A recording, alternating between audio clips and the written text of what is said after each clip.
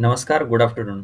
डी-एन-एमध्ये आपल्या सर्वांचं स्वागत आहे. आजच्या लोकसत्ता आणि द हिंदू या दोन न्यूज पेपरमधला इम्पॉर्टंट न्यूज आपण डिस्कस करणार आहोत.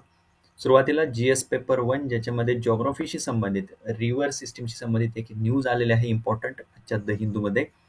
याला घेऊन मागं पण काही इश्यू सुरू होता या रिव्हरला घेऊन एक्झॅक्टली. तर तो कोणत्या कोणत्या राज्यांमध्ये आहे, कोणत्या कोणत्या राज्यांच्या दरम्यान ती समस्या आहे, नदी एक्झॅक्टली कोणती आहे आणि त्याच्यावरती प्रकल्प जे उभारण्याचे प्रयत्न सुरू आहेत तर त्यांची नावं काय आहेत, त्या गोष्टी आपल्यासाठी इम्पॉर्टंट आहे. ठीक आहे. महादाई नदी असं त्या नदीचं नाव आहे. ठीक आहे, महादाई नदी. मग याचं खोरं, याचं बेसिन कोणकोणत्या राज्यांमध्ये पसरलेलं आहे, तर ते आहे महाराष्ट्राचा, दक्षिण महाराष्ट्राचा भाग एकदम, त्याच्यानंतर गोव्याचा भाग आणि कर्नाटकाचा भाग. तर या नदीच्या बेसिनला घेऊन, जिचं नाव आहे महादाई नदी, या नदीच्या बेसिनला घेऊन आणि त्याच्यावरती, त्याच्या उपनद्यांवरती जे काही प्रकल्प उभारण्याचे प्रयत्न सुरू आहेत त्याला घेऊन या 3 राज्यांमध्ये वाद सुरू आहे. ठीक आहे. प्रिलिम्सला आपल्याला प्रश्न विचारतील, नदी प्रणालीला घेऊन प्रश्न विचारतात. तर ही महादाई किंवा महादाई असं त्याचं प्रोनाउन्सिएशन केलं जातं. कर्नाटक आणि गोवामधून प्रामुख्याने ती वाहते, परंतु त्याच्या उपनद्या आणि त्याचं खोरं जे आहे ती या तिन्ही राज्यांमध्ये पसरलं आपल्याला बघायला मिळतं. त्यामुळे महाराष्ट्र देखील इन्व्हॉल्व आहे या नदीच्या समस्येमध्ये, याच्या डिस्प्यूटमध्ये. ठीक आहे. मग त्याची उपनदी दुसरी एक महत्वाची आहे, ती आहे मलप्रभा नदी. त्याच्यानंतर सुरला नदी आहे त्याची उपनदी. कालसानुला नावाची एक तिथं नदी आहे, ती एक आहे. ठीक आहे. बंदुरानला एक आहे, ती एक आहे. याच्यावरची हे 2 नावं लक्षात ठेवा, कालसा डॅम आणि बंदुरा डॅम. याला घेऊन वाद सुरू आहे या 3 राज्यांमध्ये, कालसा डॅम आणि बंदुरा डॅम. कालसा बंदुरा असं एकत्रित नाव लक्षात ठेवलं तरी चालेल. ठीक आहे. तर याच्या वॉटर शेअरिंगला घेऊन, याच्या पाणी विभाजनाला घेऊन समस्या सुरू आहे. इथं जे ब्ल्यू कलरमध्ये दिसत आहे ते नॅचरल नदीचा फ्लो आहे आणि रेड कलरमध्ये जो आहे तो डायव्हर्जन कॅनल तिथं तयार केला जात आहे. त्यामुळे या नद्या आणि त्याच्या उपनद्यांना घेऊन, पाणी वाटपाला घेऊन वाद सुरू आहे या 3 राज्यांमध्ये. तर ती नदी आपल्याला माहित असणं गरजेचं आहे. ठीक आहे. त्याच्यानंतर पुढच्या न्यूजकडे आपल्याला वळायचं आहे. जीएस पेपर 2 शी संबंधित बरेच महत्वाचे मुद्दे आजच्या न्यूज पेपरमध्ये आलेले आहेत. पहिलं बेसिक आर्टिकल एक जे आलेलं आहे ते आपण पहिल्यांदा डिस्कस करणार आहोत. ठीक आहे. याच्यामध्ये जर बघितलं तर या आर्टिकलमध्ये नमूद काय केलेलं आहे की ऍक्च्युली कॉन्स्टिट्यूशन, भारताचं संविधान, भारताची राज्यघटना ज्यावेळी अंमलात आली किंवा त्याचं ऍक्च्युली ज्यावेळी काम सुरू झालं त्याच्या अगोदर भारताचं संविधान कसं असायला पाहिजे याला घेऊन बरेच प्रस्ताव मांडण्यात आलेले होते. त्याची पार्श्वभूमी इथं नमूद केलेली आहे की एक्झॅक्टली कोणकोणते प्रस्ताव होते. काहीच महत्वाचे प्रमुख प्रस्ताव याच्यामध्ये नमूद केलेले आहेत आणि ऍडिशनल पार्ट आपल्यासाठी जो महत्वाचा आहे तो तर मी सांगणारच आहे की आपल्याला रीड करताना कोणत्या कोणत्या गोष्टींवरती लक्ष ठेवायचं आहे. ठीक आहे. सगळ्यात अगोदर इथं उल्लेख केलेला आहे ते आहे 1895 मध्ये the constitution of India bill, जे मांडण्यात आलं होतं, एक प्रयत्न करण्यात आला होता की भारत स्वतंत्र झाल्यानंतर भारताची राज्यघटना एक्झॅक्टली कशी असेल त्याचा एक प्रयत्न इथं करण्यात आला होता 1895 मध्ये. मी याच्याशी संबंधित प्रमुख व्यक्ती कोण होते तर ते होते बाळ गंगाधर टिळक. यांनी, यांच्या नेतृत्वामध्ये प्रामुख्याने त्यावेळच्या काही राष्ट्रवादी व्यक्तींनी अशा पद्धतीने the constitution of India bill 1895 मांडण्याचा प्रयत्न केला होता, ज्याच्यामध्ये त्यांनी प्रमुख मुद्दा उपस्थित केला होता सेल्फ रूलचा, स्वराज ज्याला मराठीमध्ये म्हणलं जातं. मग self rule within British empire असा मुद्दा त्यावेळी त्यांनी उपस्थित केला होता. म्हणजे या वसाहती अंतर्गत स्वराज मिळायला पाहिजे अशा पद्धतीने प्रयत्न त्या दरम्यान करण्यात आले होते 1895ला. त्याच्यानंतर मग इथं आणखी देखील प्रयत्न झाले होते. त्याच्यामध्ये आणखी एक प्रमुख नाव घेतलं जातं ते आहे एम एन रॉय यांचा. एम एन रॉय यांनी कॉन्स्टिट्यूशन ऑफ फ्री इंडिया एक ड्राफ्ट बनवला होता 1944ला. आपल्यासाठी महत्वाचा मुद्दा आणखी एक आहे कॉन्स्टिट्यूशन मेकिंगच्या टॉपिकमध्ये, संविधान सभेची संकल्पना, कॉन्स्टिट्युएंट असेंब्लीची आयडिया सर्वात कोणी अगोदर मांडली तर ती एम एन रॉय यांनी मांडली 1934 मध्ये. 1935ला काँग्रेसने देखील मग अधिकृतरित्या तशी मागणी तिथे समोर मांडली होती संविधान सभेची. ठीक आहे. तर त्याचं श्रेय त्यांना दिलं जातं, एम एन रॉय यांना. मानवेंद्रनाथ रॉय असं त्यांचं नाव आहे. रेडिकल डेमोक्रॅटिक पार्टी ही त्यांनी स्थापन केलेली पार्टी होती, तो पक्ष होता. ठीक आहे. ती एक महत्वाची गोष्ट आहे. त्याच्यामध्ये मग त्यांनी पार्टिसिपेटरी फॉर्म ऑफ डेमोक्रेसी हा मुद्दा उपस्थित केला होता. सहभागी स्वरूपाची लोकशाही असायला पाहिजे असं त्यांनी त्या ड्राफ्टमध्ये नमूद केलं होतं. त्याच्यानंतर 1944ला आणखी एक महत्वाचा एक ड्राफ्ट तिथे रिलीज करण्यात आला होता. तो रिलीज करण्यात आला होता हिंदू महासभेच्या बाजूने. ठीक आहे. त्यांच्या बाजूने पण एक तिथं Hindustan, the constitution of the Hindustan free state act अशा पद्धतीने एक ड्राफ्ट, एक प्रस्ताव त्यांनी तिथं नमूद केलेला होता, एक मसुदा त्यांनी मांडलेला होता की भारताची राज्यघटना कशी असायला पाहिजे. त्याच्यानंतर 1946 मध्ये श्रीमान नारायण अगरवाल यांनी देखील एक आयडिया तिथं मांडली होती. हे गांधींचे फॉलोअर होते, महात्मा गांधींचे फॉलोअर होते. तर त्या आधारावरती महात्मा गांधींच्या फिलॉसॉफी च्या आधारावरती त्यांनी काही मुद्दे तिथं नमूद केलेले होते. ठीक आहे. मग त्याच्यामध्ये मग नॉन व्हायलन्स असेल, ग्राम स्वराज सारख्या संकल्प असतील, त्या संकल्पना त्यांनी तिथं नमूद केलेल्या होत्या. ठीक आहे. स्वयंपूर्ण खेडीची जी संकल्पना आहे, सेल्फ सस्टेनिंग विलेजेस, ती पण त्यांनी त्याच्यामध्ये नमूद केली होती. ट्रस्टीशिप नावाची संकल्पना महत्वाची आहे गांधींची, ती देखील नोट डाऊन करून ठेवा. नॉन व्हायलन्स आपल्याला अहिंसेचं तर तत्व त्यांचा माहितीच आहे. त्या आधारावरती त्यांनी एक मसुदा बनवलेला होता 1946 मध्ये. त्याच्यानंतर 1948 मध्ये जयप्रकाश नारायण यांच्या नेतृत्वाखाली सोशलिस्ट पार्टी यांनी देखील एक तिथं मसुदा तयार करण्याचा प्रयत्न केला होता. तर असे काही प्रमुख जे प्रयत्न झालेले होते, जे एक्सपेरिमेंट प्रयोग झालेले होते, ते या आर्टिकलमध्ये नमूद केलेले आहेत. याच्या व्यतिरिक्त आपल्यासाठी महत्वाचे कोणकोणते आहेत, तर तो आहे नेहरू रिपोर्ट, नेहरू अहवाल, ज्याचा याच्यामध्ये उल्लेख करण्यात आलेला नाही. 1928ला नेहरू रिपोर्ट तयार करण्यात आला होता. त्यावेळी देखील स्वतंत्र भारताचं संविधान कशा पद्धतीने असेल ते त्याच्यामध्ये मांडण्याचा प्रयत्न त्यांनी केलेला होता. त्याला घेऊन राज्यसेवा 2024ला तर प्रश्न विचारलेलाच आहे. ठीक आहे. एवढ्या गोष्टी इम्पॉर्टंट आहेत या आर्टिकलमधल्या. त्याच्यानंतर पुढं पॉलिटिक्सशी संबंधित महत्वाच्या न्यूज आलेल्या आहेत. सुप्रीम कोर्टच्या बाजूने नोटीस इश्यू करण्यात आलेली आहे केंद्र आणि राज्यांना. कशाच्या संदर्भात? राष्ट्रपती आणि राज्यपालांचे जे अधिकार आहेत, पॉवर्स आहेत, त्याच्या संदर्भामध्ये. द हिंदूमध्ये 2 पेजवरती ती न्यूज आलेली आहे आणि लोकसत्तामध्ये देखील आजच्या सेम न्यूज आलेली आहे की विधेयक मंजुरीसाठी राष्ट्रपतींना काल मर्यादा, अशा पद्धतीने त्यांनी नोटीस पाठवलेली आहे केंद्र आणि राज्य सरकारांना. मी याच्यामध्ये काही आर्टिकल्स प्रमुख नमूद केलेले आहेत. ते आर्टिकल्स आपल्यासाठी इम्पॉर्टंट आहेत. ठीक आहे. पहिलं आर्टिकल इथं नमूद केलेलं आहे ते आहे आर्टिकल 143, कलम 143. महत्वाचं आहे. काय तरतूद आहे त्याच्या अंतर्गत की राष्ट्रपती सर्वोच्च न्यायालयासोबत सल्लामसलत करू शकतात किंवा त्यांच्याकडून ऍडवाइस मागू शकतात, सल्ला मागू शकतात. राष्ट्रपतींना ज्या ज्यावेळी वाटेल त्या त्यावेळी राष्ट्रपती सर्वोच्च न्यायालयाकडून त्यांचं मत कोणत्याही मुद्द्यावरती मागून घेऊ शकतात. ठीक आहे. त्याच्याशी संबंधित तरतुदी नमूद केलेल्या आहेत आर्टिकल 143 मध्ये, कलम 143 मध्ये. त्याच्यानंतर आणखी 2 आर्टिकल्स इथे नमूद केले आहेत, आर्टिकल 200 आणि आर्टिकल 201. ठीक आहे. आर्टिकल 200 कशाच्या संदर्भात आहे? ज्यावेळी राज्य विधिमंडळ कोणतीही विधेयक पारित करून राज्यपालांकडे पाठवतात, त्यावेळी राज्यपाल त्याच्यावरती कोणकोणते कृती करू शकतात, कोणकोणते पर्याय त्यांच्याकडे उपलब्ध आहेत, त्या सगळ्या गोष्टी नमूद केलेल्या आहेत आर्टिकल 200 मध्ये, कलम 200च्या अंतर्गत. ठीक आहे.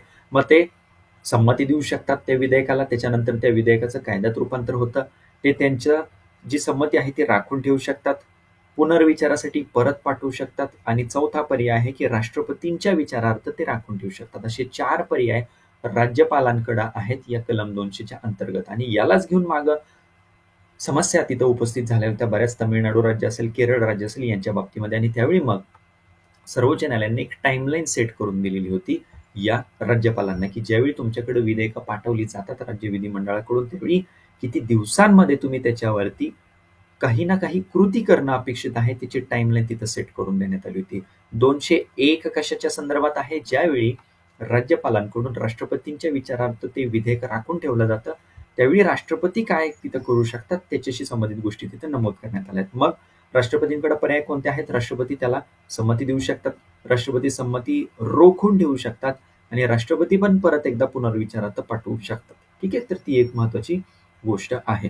हे 2 आर्टिकल्स लक्षात ठेवा, खूप जास्त चर्चेत आहे. 143 ला घेऊन तर प्रश्न विचारलाच जातो. ठीक आहे.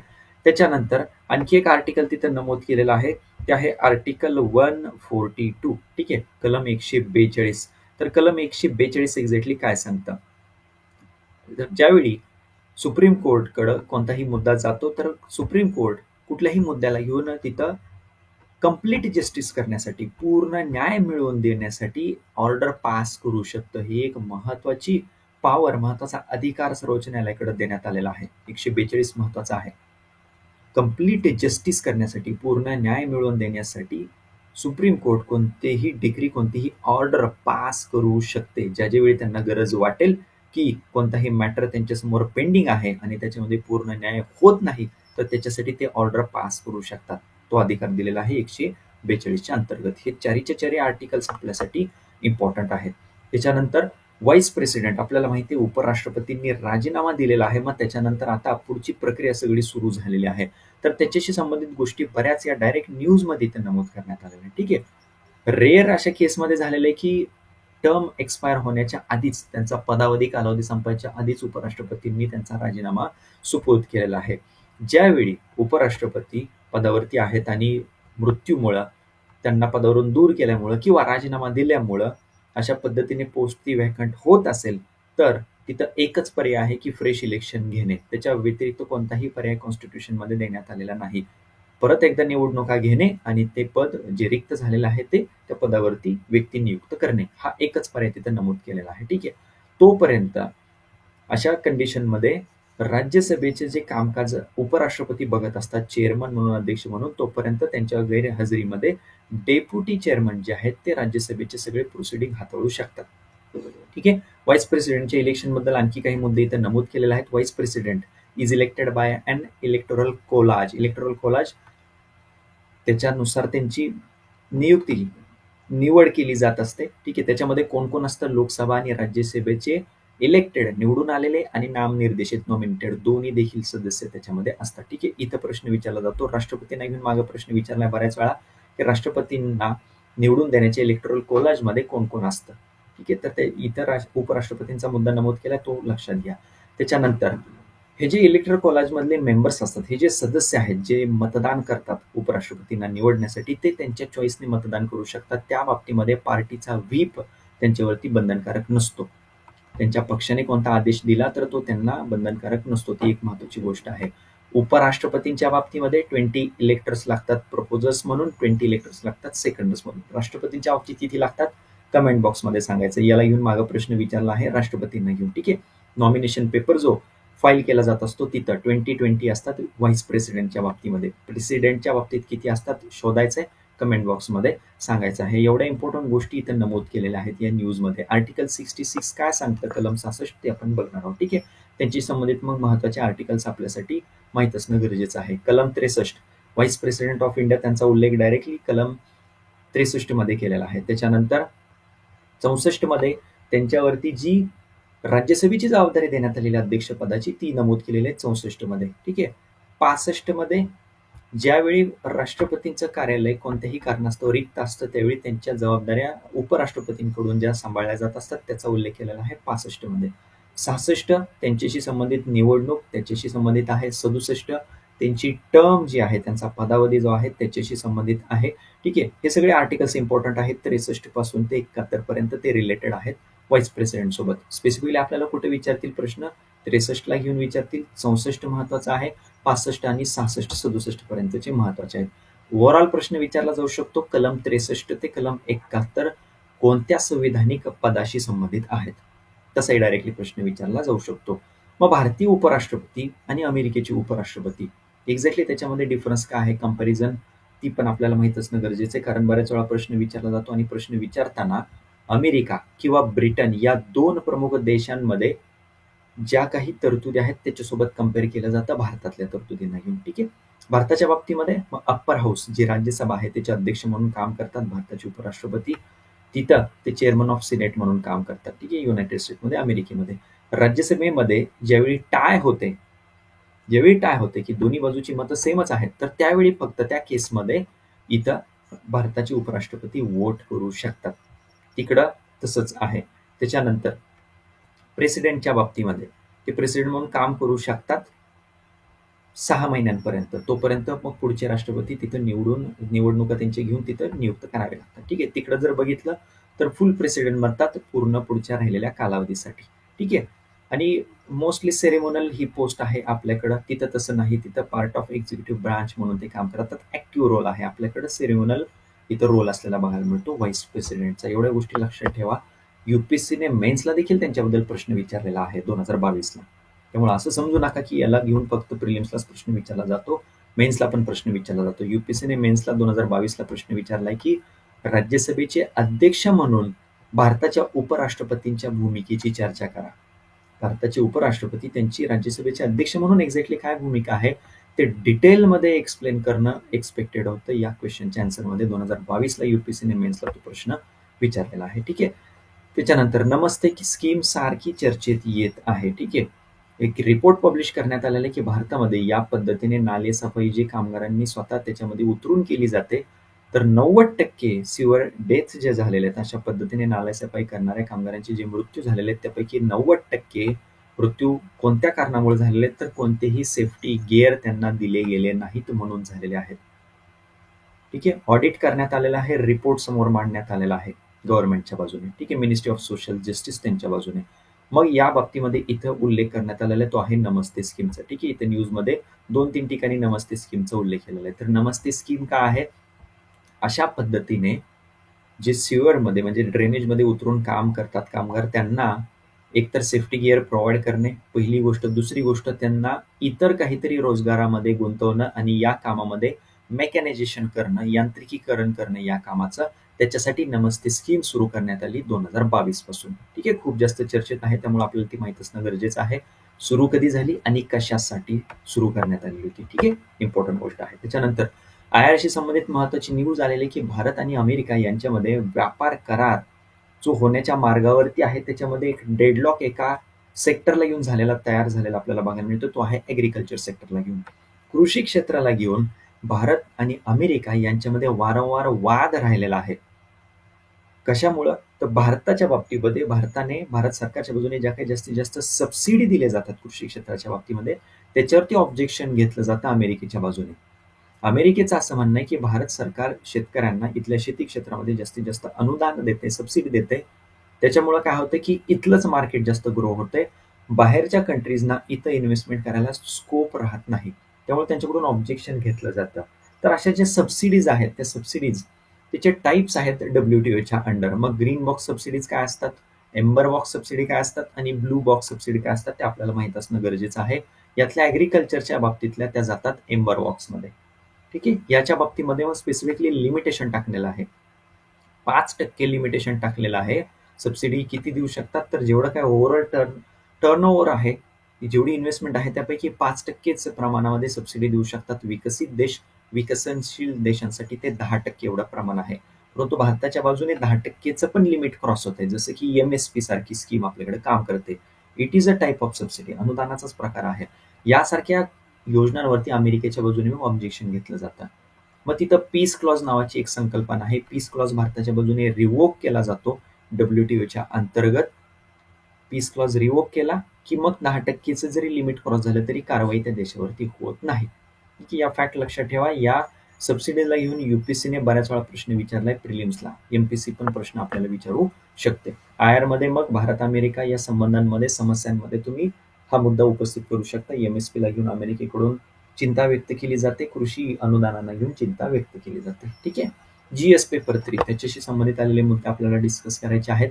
न्यूक्लिअर टेक्नॉलॉजी संबंधित एक इम्पॉर्टंट आर्टिकल आलेला आहे. Nuclear power. ठीक आहे. एनर्जी त्या टॉपिक सोबत पण याला तुम्ही रिलेट करू शकता. भारताची न्यूक्लिअर पॉवर एक्झॅक्टली कशा पद्धतीने आहे, कशा पद्धतीने आतापर्यंत डेव्हलप होत गेलेली आणि पुढं वे फॉरवर्ड काय असणं एक्सपेक्टेड आहे ते याच्यामध्ये नमूद केलेलं आहे. गेल्या काही महिन्यांपूर्वी भारत सरकारने न्यूक्लिअर एनर्जी मिशन एक अनाऊन्स केलेलं होतं. ठीक आहे. न्यूक्लिअर एनर्जी मिशन काय आहे ते पहिल्यांदा जाणून घेऊया. न्यूक्लिअर एनर्जी मिशन 2025-26च्या अर्थसंकल्पामध्ये त्याची घोषणा करण्यात आलेली होती. उद्दिष्ट काय ठेवण्यात आले? 2047 पर्यंत 100 गिगावॅट एवढी अणुऊर्जा क्षमता भारताची विकसित करायची आहे. ठीक आहे. इम्पॉर्टंट स्कीम आहे, इम्पॉर्टंट मिशन आहे. या वर्षीच्याच अर्थसंकल्पामध्ये त्याची घोषणा करण्यात आली. उद्दिष्ट पण लक्षात ठेवा. न्यूक्लिअर एनर्जी मिशन याच्या अंतर्गत आणखी काय त्याच्यामध्ये तरतूद करण्यात आली की 2033 पर्यंत पुढच्या काही वर्षांमध्ये किमान 5 इंडिजिनियसली डिझाईन आणि ऑपरेशनल असे स्मॉल मॉड्युलर रिएक्टर तिथं डेव्हलप करायचे आहेत. त्याच्यासाठी 20,000 कोटींची अलोकेशन तिथं तरतूद देखील करण्यात आली आहे. ठीक आहे. यासारखी गोष्टी भारत करत आहे. परंतु आणखी काही गोष्टी करणं गरजेचं आहे. जसं की ॲटॉमिक एनर्जी ऍक्ट आहे आपल्याकडे 62चा. Civil liability for nuclear damage act आहे 2010चा.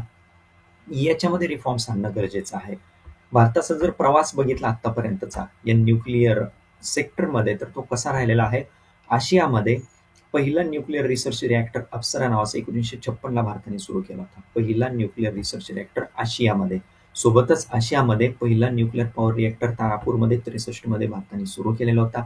डॉक्टर होमी भाभा ज्यांना भारताचे न्यूक्लिअर प्रोग्रामचे आर्किटेक्ट मानले जातात त्यांनी 1954 मध्येच एक टार्गेट ठेवलेलं होतं की 1980 पर्यंत 8 गिगावॅट एवढी न्यूक्लिअर पॉवर भारतामध्ये आपल्याला जनरेट करायची आहे. ते टार्गेट त्यांनी त्यावेळी ठेवलं होतं.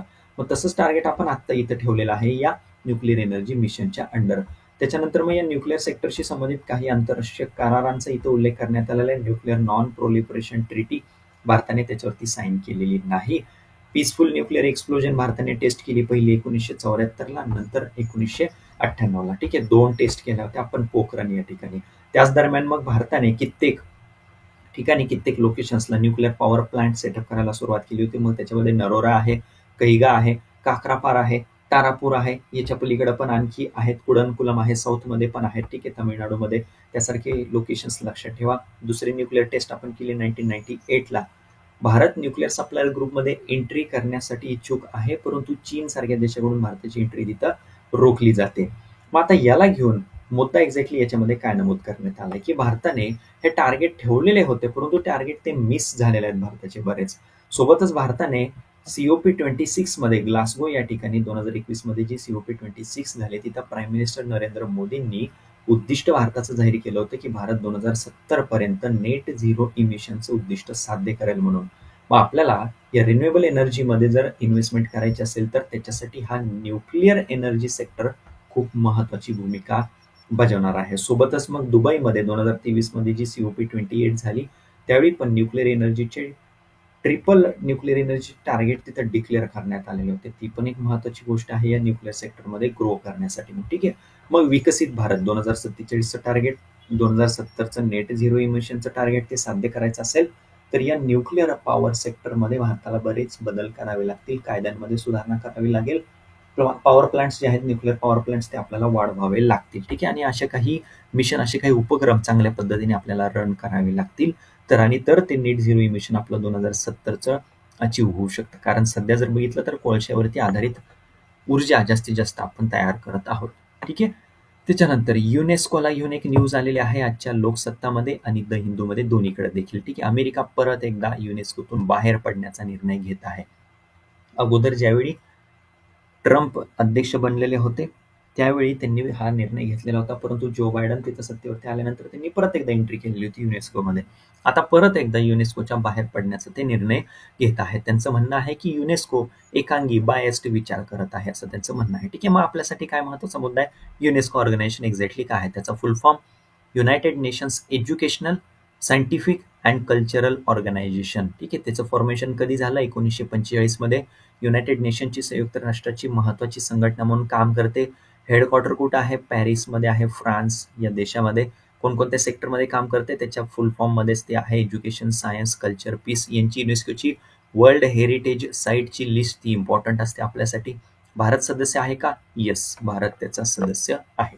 ठीक आहे, आणि शेवटची न्यूज आजची इम्पॉर्टंट प्रिलिमसाठी लोकसत्तामध्ये आलेली न्यूज आहे, द हिंदूमध्ये पण आलेली आहे न्यूज. लष्कराच्या ताफ्यामध्ये, भारतीय लष्कराच्या ताफ्यामध्ये 3 अपाचे हेलिकॉप्टर आता दाखल झालेले आहेत, रुजू झालेले आहेत. अमेरिकेच्या बाजूने ते आपल्याला मिळालेले आहेत. अमेरिकेसोबत आपण करार केलेला आहे आणि त्यांच्याकडून अपाचे हेलिकॉप्टर हे आपल्याला मिळालेलं आहे. अमेरिकी उत्पादन कंपनी बोईंग नावाची, ठीक आहे, बोईंग नाव ऐकलेलंच असेल, त्यांच्या बाजूने हे 3 अपाचे हेलिकॉप्टर, ज्याला AH-64E असं देखील म्हणलं जातं, त्याचं व्हर्जन आहे हे, ते इंडियन आर्मीला सुपूर्द करण्यात आलेलं आहे. ठीक आहे, बोईंग ही जी कंपनी आहे ही भारतीय लष्कराला 6 हेलिकॉप्टर असे देणार आहे, अपाचे AH-64E.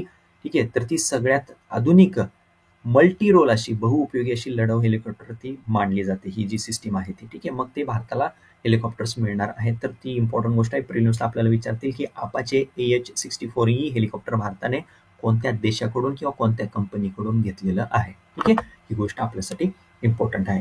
आजच्या सेशनमध्ये इथेच थांबतोय, भेटूयात नंतरच्या सेशनमध्ये त्या दिवसाच्या इम्पॉर्टंट न्यूज सोबत. धन्यवाद.